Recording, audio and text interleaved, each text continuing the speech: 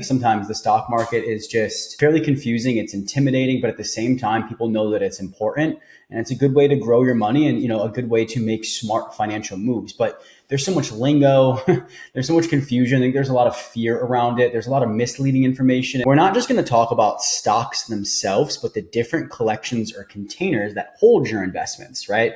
403Bs, 401Ks, Roth IRAs, traditional IRAs, brokerage accounts, cash value life insurance policies, IULs, right? Which we'll break all of those down today. We're going to talk about which one of these you should pick for your unique situation, right? And then we'll wrap up with okay, now that you know this stuff, how do you actually move forward? Hi, I'm Justin Buonamo, and this is Wisdom is Wealth. Wisdom is Wealth is designed to give you guys practical insights, modern strategies, and even timeless philosophies around gaining wisdom in your life. The wiser we get, the wealthier we will become. This podcast really is inspired by the book of Proverbs in the Bible, which was written by King Solomon, who prayed to God for wisdom and as a byproduct became the wealthiest person to ever live. If he was still alive today in present day, he'd be worth $1.3 trillion with a T. Not because he prayed for wealth, but he prayed to God to give him wisdom. And as he grew wiser, as a byproduct, he grew wealthier, particularly financially, but not just stopping there, in every facet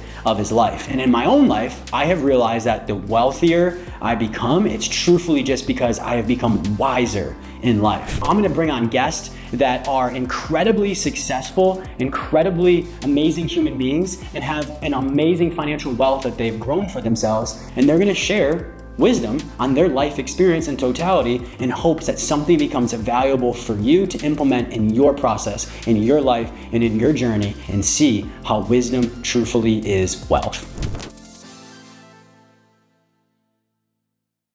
Welcome back to another episode of Wisdom is Wealth. Today, the episode title is called Understanding the Stock Market Part 2. I did Part 1 a few months back, and it honestly ended up being one of my most popular podcast episodes. I've got my assumptions on why, but I think sometimes the stock market is just fairly confusing. It's intimidating, but at the same time, people know that it's important and it's a good way to grow your money and, a good way to make smart financial moves. But there's so much lingo. There's so much confusion. I think there's a lot of fear around it. There's a lot of misleading information. And so in the last episode, I was able to break it down in a way that made it easy to understand, particularly how it works, right? And just made it not as intimidating for everybody. Right. And so I'm so happy that was a helpful episode for everybody. So I figured doing a part 2 somehow, some way would be a good idea. And so that's what today's going to be. And so today we're going to go deeper a little bit. Now, if the first episode kind of was, I don't want to say surface level, it's not the best word, but it started with the basics, the generalities of the stock market, right? Before you get advanced on something, you have to understand the basics. Not to say that we're getting super advanced here today, but just stepping it up a notch. And if you haven't listened to that first episode yet, don't worry about it. Don't scroll away from this one to go find that one. Listen to this one first, then maybe go check that one out afterwards, right? But I think if you didn't listen to the first one, you'd be just fine hearing this one, especially because of how applicable and relatable it is. And you'll see what I mean here in a second with that. And so we're not just going to talk about stocks themselves, but the different collections or containers that hold your investments, right?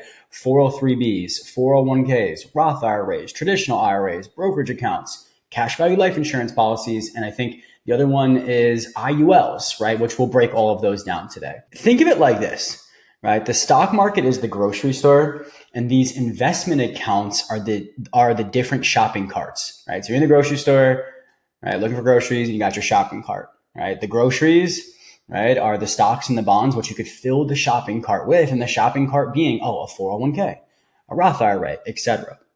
Right? And so some carts have benefits, some have restrictions, some even give you discounts, but you've got to know how each one works before you fill it. Right. Another visual, which may be a little bit more helpful for you, is you can think of it like this visually. Just think of different buckets that can hold the same type of investments. Right. And so one bucket being a 401k, right? They can hold investments in there. 403B, it can hold investments in there. Roth IRA, it can hold investments in there. Traditional IRA, and so on. Right. So the buckets are the accounts or the collections. They just have names like 401k. 403B, Roth IRA, traditional IRA, etc. Right? And then they hold the investments inside of these buckets, right? And so the account is the container, right? Or the bucket, And the investments are the contents, like what actually goes in it, right? The difference between these accounts, like why you would pick some over the other, is going to be based on your unique situation. Specifically, they have different rules, tax rules and advantages, and the access differs, and so does the profitability, right? So each one of these buckets have different rules, different tax benefits and restrictions, different access abilities. Like some you have to wait till you're 65, others you could pull out tomorrow, and then profitability as well. All right. And so just wanted to give you that breakdown here as we go through. We're going to talk about what each one of these individual containers or buckets are. Like, what is a 403b? What is a Roth IRA? Right. And then what makes them different, and who is best, or which one of these you should pick for your unique situation. Right. And then we'll wrap up with like, okay, now that you know this stuff, like how do you actually move forward? All right. So give you an example here, right? Is kind of building off this before we hop in, right? Right. An example that I wrote down in my notes that I was about to skip over before we hopped in, I want to give it to you though, right? Is you can own Apple stock inside of a Roth IRA, a 401k, or a brokerage account. The stock is the same, but the tax treatment and the accessibility are completely different depending on which one of these buckets you own that Apple stock in, right? And so really my overall objective with this episode is to create clarity, right? I really realized years ago when I got into the financial industry that finances really weren't as hard and scary as everybody thinks, right? And honestly, it's kind of designed to confuse you on purpose.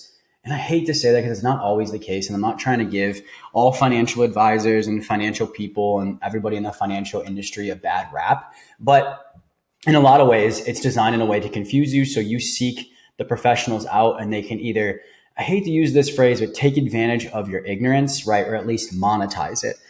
Don't get me wrong. There's a lot of really good people out there, but really what I'm saying is when I first got in the industry, I'm like, yo, this is not as hard as they make it seem. It is not that scary. And I found that like once it's broken down to you in the right way, with the right strategies by a person who has the right intentions in mind, finances not only become easy, they become exciting. It's really hard to not fear something you're confused about, right? When you're confused about something, right, there's historical or societal fear around a topic like money. It's easy for us to just adopt that, right? But when it's broken down in the right way, you're like, oh, this is easy. I get this now. It eliminates the fear, it eliminates the confusion, and most importantly, it eliminates the mistakes, because most mistakes with investing, either wrong investments or delayed investments, like avoiding investments out of confusion and fear, like that's probably a bigger mistake than wrong investments, right, is due to some form of confusion. Once you are educated and clear, you can operate out of confidence. Even if you got a financial advisor who is on top of this, I don't see that as a license to be ignorant to where your money is parked and the stipulations around it. You're like, I don't need to know this, Justin. My financial advisor takes care of all this. It's like, yeah, you might have a financial advisor, but it's your money, homie. It's your future. Right? It's your kid's future. It's your family's well-being. Right? So I'm not saying you got to be a financial advisor expert level-wise, but like you at least should understand this from, I was about to say a 101 level, but maybe even a 201 level. Like, this is where your money is parked. This is your money. This is your well-being. This is your retirement. This is your family's future. Like, you should know what a Roth IRA is if your money's parked in there. It's simply what I'm saying. And so speaking of a Roth IRA, let's start there, right? So a Roth IRA is an individual retirement account, right? It's usually not a retirement account offered by employers, which we'll get to the employer-based ones here in a second, right? It's a personal retirement account where you contribute after-tax dollars, right? What that means is you get a paycheck, you have the taxes taken out of it, and then the money after taxes is taken out of it, right, is put into this account.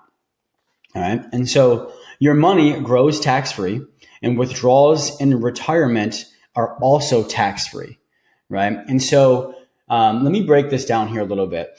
The idea here with a Roth IRA and traditional IRA, and even the brokerage account, which we'll get into here in a second, is knowing which stop, right? I'll explain the stops here in a second. At which stop, right, or which part of the process is this money taxed?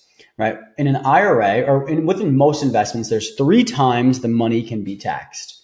Right. It can be taxed going in, it can be taxed while it grows, and it can be taxed when you take it out.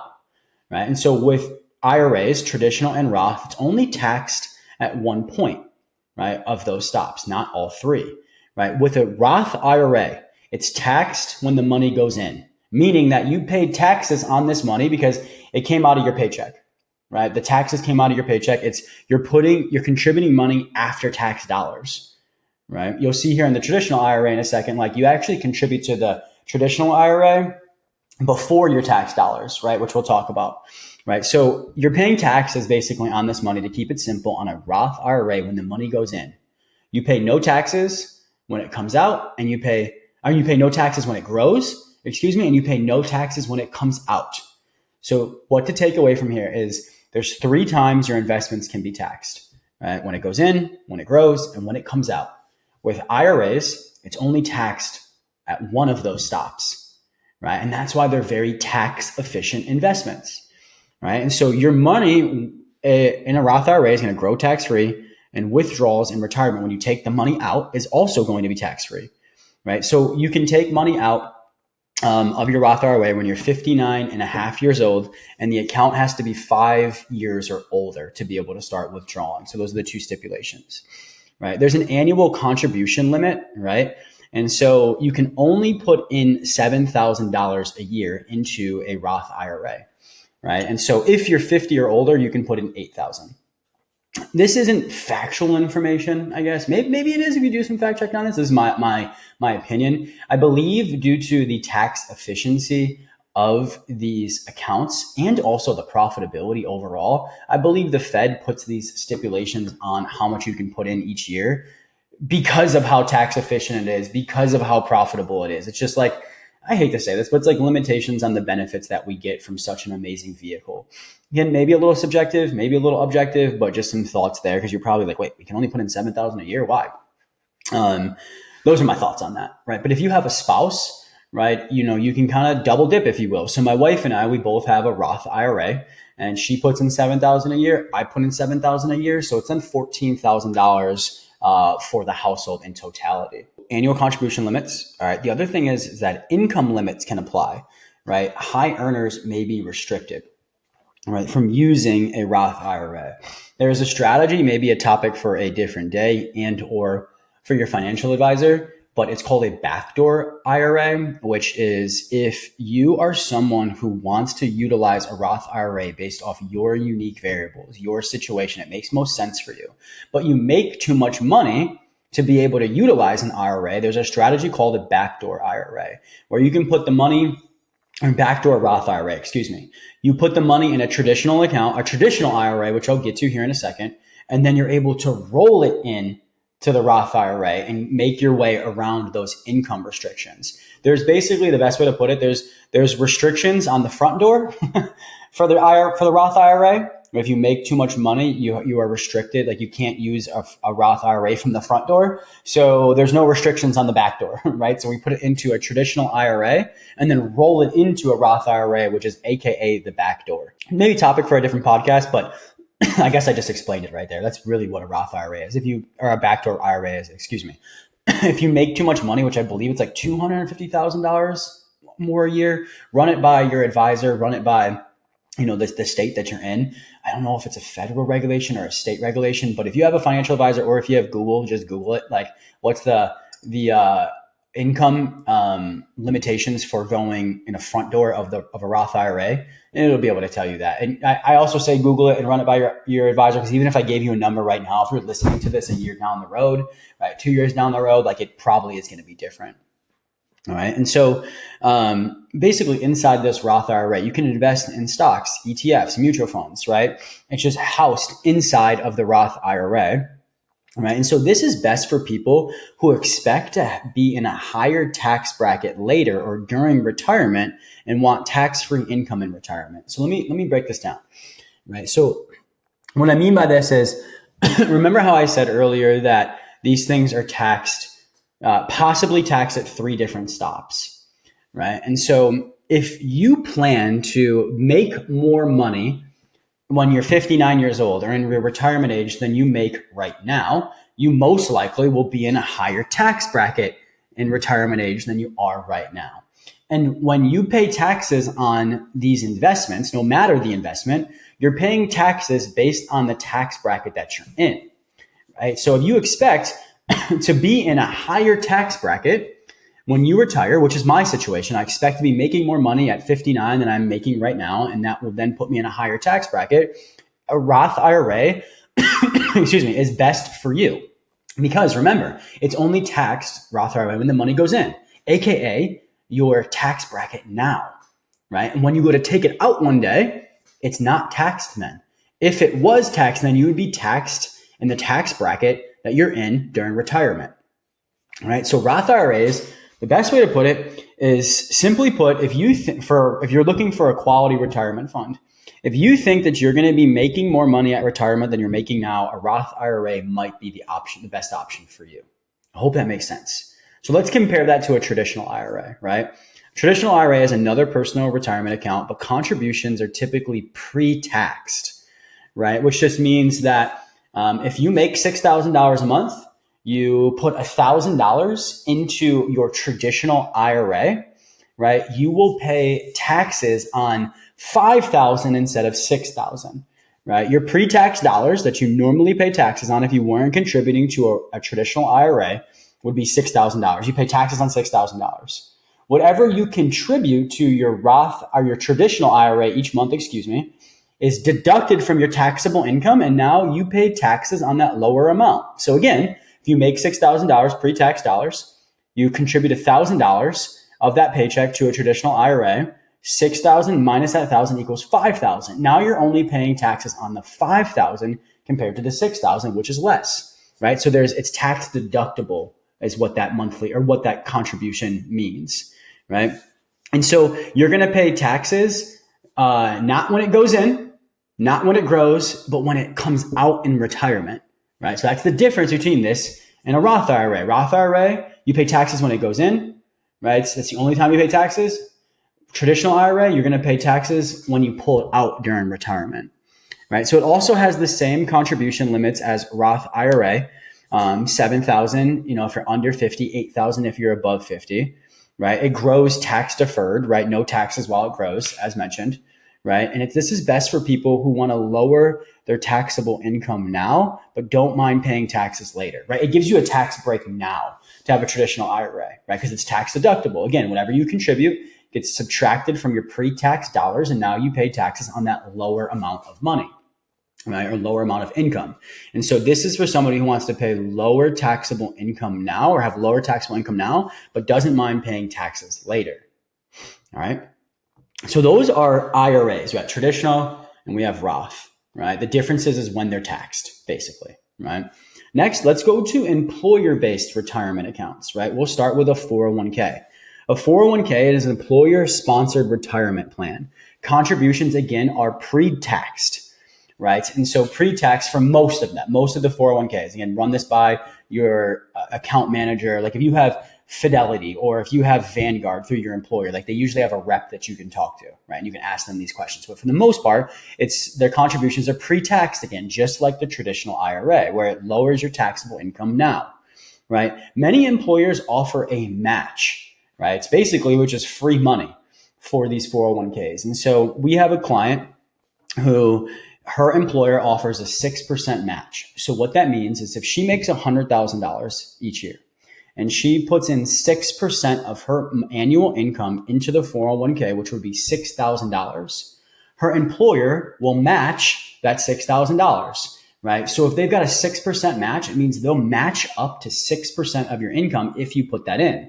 If you only put 2% of your income in each year, they'll match the 2%, but they won't go past the 6%. So that's basically free money in a lot of ways. It's 100% return on investment on your money, which is basically saying if you put $6,000 into this account, at the end of each year, they'll put $6,000 in there as well for you.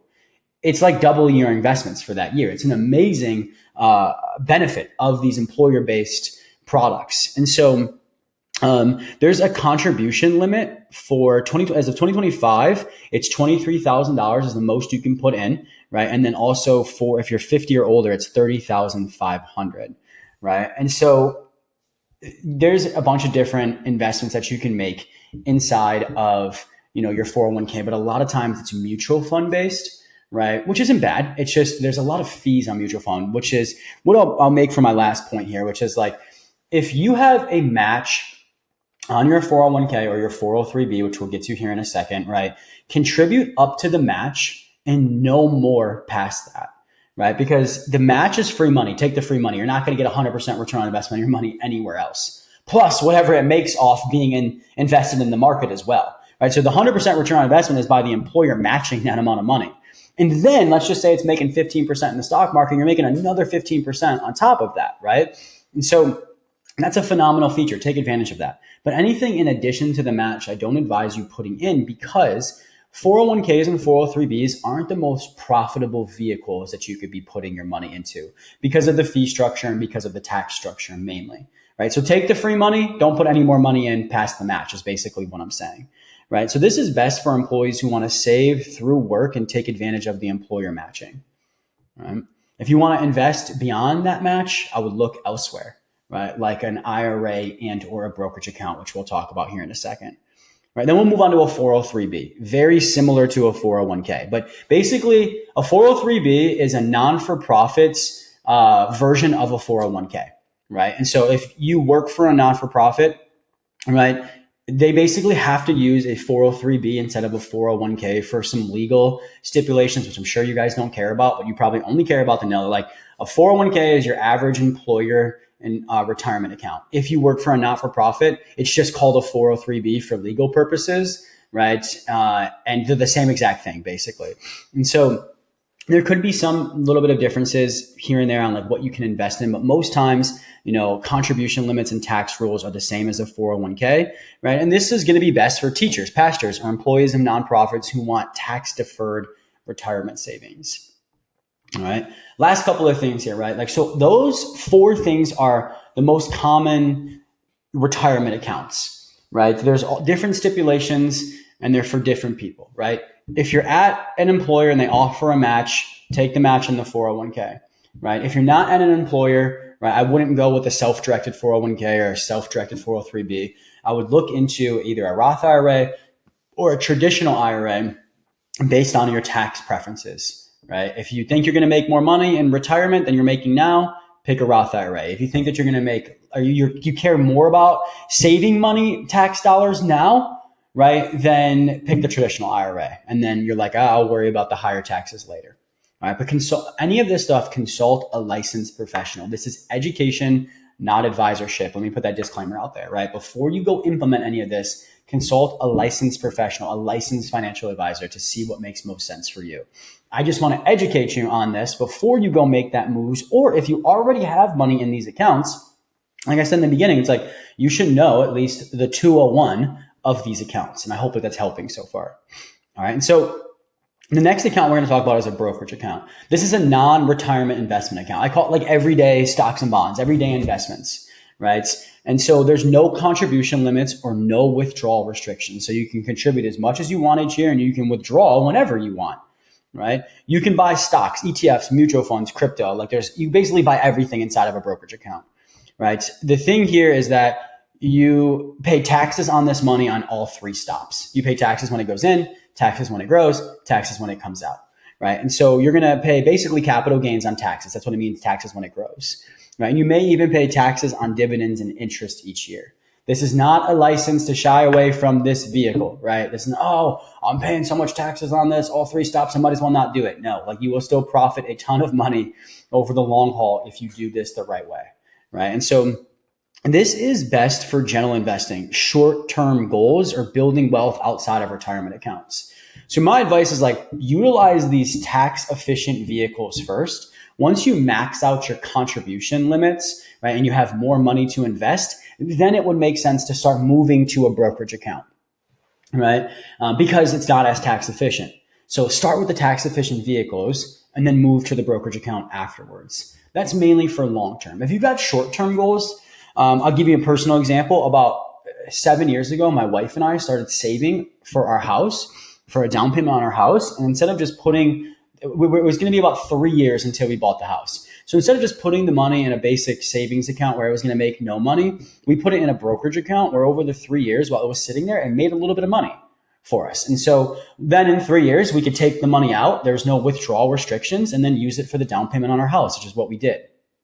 right? So like shorter term goals, right, where you want the money to grow a little bit can be an opportunity for a brokerage account too, where like you can't put money into a Roth IRA and then take it out in 3 years for a down payment on a house. You technically can. You can take out tax and penalty free what you put into an IRA, right? Before 59 and a half years old, right? You can take out tax and penalty free what you put in. So let's just say you've got $50,000 in a retirement account right now. 30,000 of it is what you actually put in. The other 20,000 is interest. You can technically take out the 30,000 tax and fee free if you need to, but I wouldn't advise doing that unless it's an emergency. Let that thing actually be a retirement account and a tax efficient vehicle for you. Now, if you're looking to take out money in the short term but want to make some money on that money in the interim, a brokerage account might be the move for you.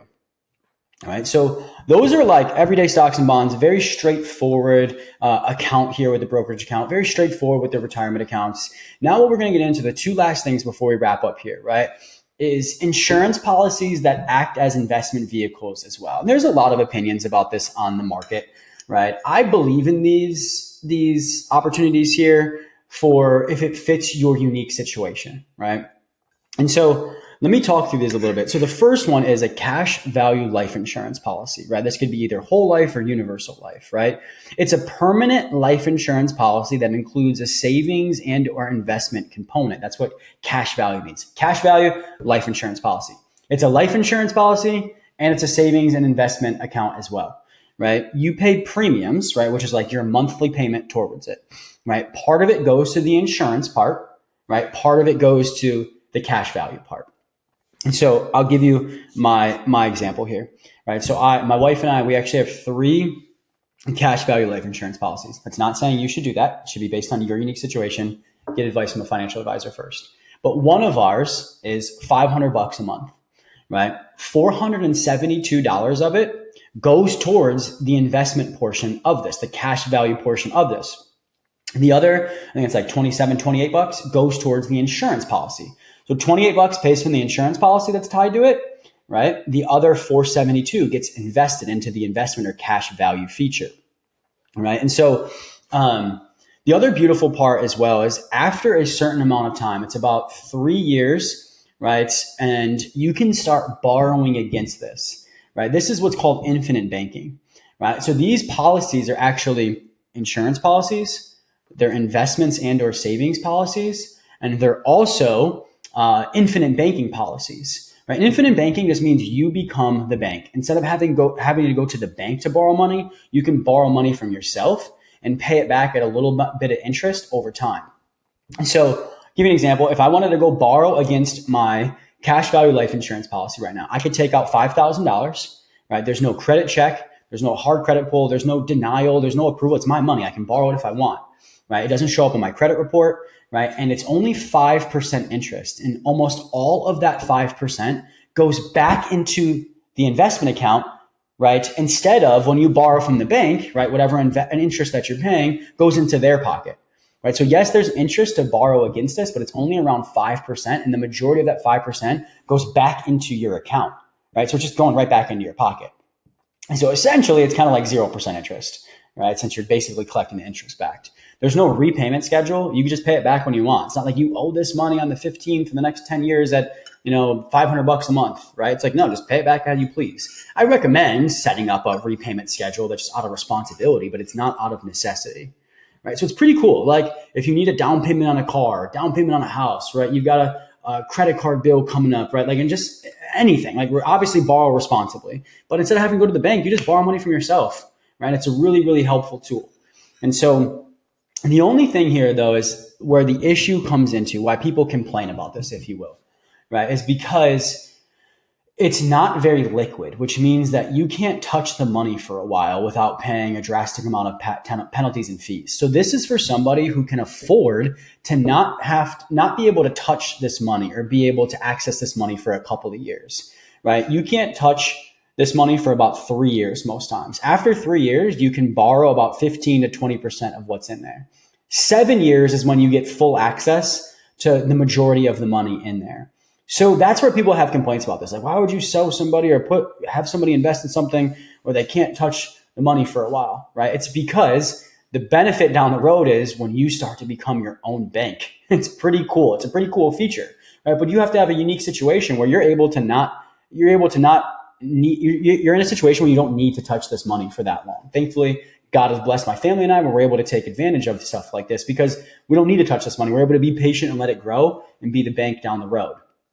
All right. And so the other thing too is with cash value life insurance policies, right? You'll make on the money that you're investing, basically each year, you'll make about 6 to 7% guaranteed, right? And so it's basically backed like a savings account. That's why I keep saying savings and investing, right? But it's yes, you are investing because you're making about 6 to 7% each year, but it's insured like a savings account, so you can't lose your money, right? In an investment account, you run the risk of losing your money, right? This is backed by an insurance policy that basically it's the same insurance that backs savings accounts, where it's 100% risk-free. You will get your 6 to 7% each year. Is that you can make more money elsewhere, right? Like you could beat 6 or 7% elsewhere, right? But you're going to take risk elsewhere, right? Like you can go get 20% somewhere else, but there's going to be risk baked in. This is 6 or 7% guaranteed return on investment, right? For zero risk. All right. So those are just some of the breakdowns of a cash value life insurance policy, right? And so the cash value is tax deferred as well, right? And you can borrow against it tax free, right? I mentioned you could borrow against it, but you can borrow against it tax free. Like if I borrow money against it, I'm going to pay taxes on that. There's no fees, right? Besides the 5% interest that you're paying, that's going back into your account. Growth is slow but steady, right? And returns depend on the policy type in the company, right? Mine's through Northwestern Mutual. And like I said, there's a guaranteed 6 to 7% return on investment each year.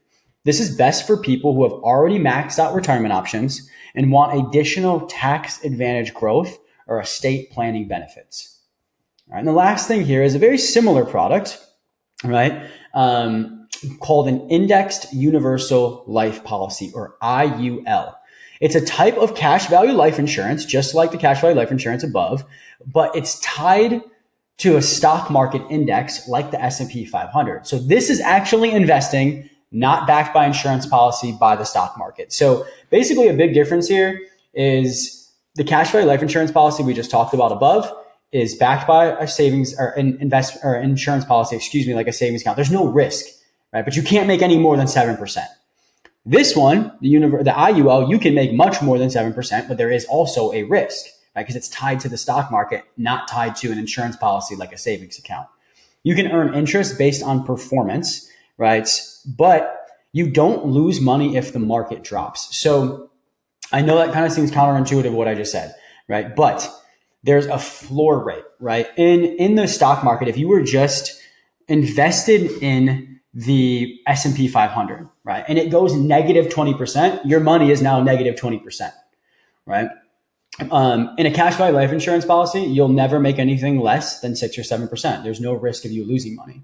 With this, there's risk of you losing money, right? But the floor is 0%, right? So if you start to, you'll never go into the negatives, right? Is basically what I'm saying. So like if the S&P 500 in the stock market is negative 20, right? Your floor is 0, right? You can make up to market cap, which is if the stock market S&P 500 goes up to 20%. Yeah, you can make up to that. Right, but your floor is going to be 0%. So you'll never go into the negatives of losing money. But if you made 20% one year and then the S&P 500 drops by 20% the next year, you could go back to 0% with that drop, right? But you'll never go below that 0% like you would if you were in a brokerage account. You could go below that 0%. You'll go as low as whatever the stock that you're invested in goes to, right? And so this is like other cash value policies, and it can provide tax-free loans and death benefits as well, right? So basically these things are investment vehicles, they're infinite banking vehicles, and they're also insurance policies, which we need in the first place. All right, so this is best for long-term advanced planning strategies, but should be structured correctly to avoid high fees or underperformance.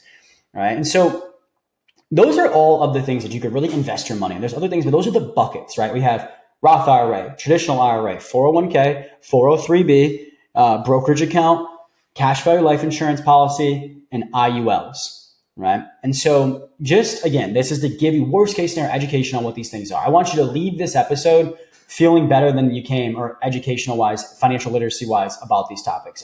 Worst case scenario, take a couple of golden nuggets. You're like, oh, that makes sense. Now I understand this better, right? Oh, that makes sense. Now I understand what I'm investing my money in better. Right? Oh, that makes sense. Now I can ask better questions to my financial advisor. Oh, that makes sense. Now I can take some questions to a financial advisor to help me get started investing. Now I'm not as scared of it or confused about it, right? So the last thing here is just talking about how to decide what's best for you, right? Now that you know what each account is and how they work, here's how to decide what is right for you. Number one, I've said this 3 times now, but consult a licensed professional. Money is too important to guess with. And if you don't have a financial advisor, ask a trusted friend or a family member for a recommendation, right? Look for someone who not only knows their stuff, but also cares about your goals. There are so many amazing advisors out there, so you don't have to settle for an average one. Get someone with stellar reviews and a track record of integrity, right? And so you want to look for someone that's a fiduciary as well, right? Fiduciary, it basically just means by law, they need to have your best interest in mind.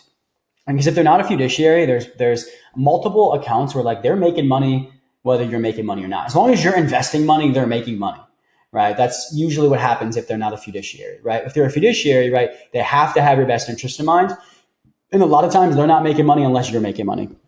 And so ask them if they're a fiduciary, right? If you guys know me personally and or know how to reach out to me, I have an amazing financial advisor that I can connect you with. Just shoot me a DM or an email or a text and I'll connect you with him, right? We can start there. If you don't know me personally, can't contact me, figure out how to if you want to. But if you can't, right, just ask around. Like I said, ask around for people that you trust. They love their financial advisor. There's no reason to settle for anything less than loving a financial advisor because there's so many great ones out there.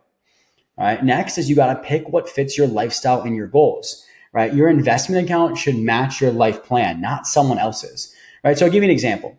Like I said earlier, if you expect to earn more in retirement and be in a higher tax bracket, a Roth IRA is often smarter because your money grows and comes out tax-free. All right, that's just a very simple example. Like ask yourself, what are my goals? What's my plans for life? What's my unique situation? And then pick your investments, particularly these buckets that you invest in based off of that.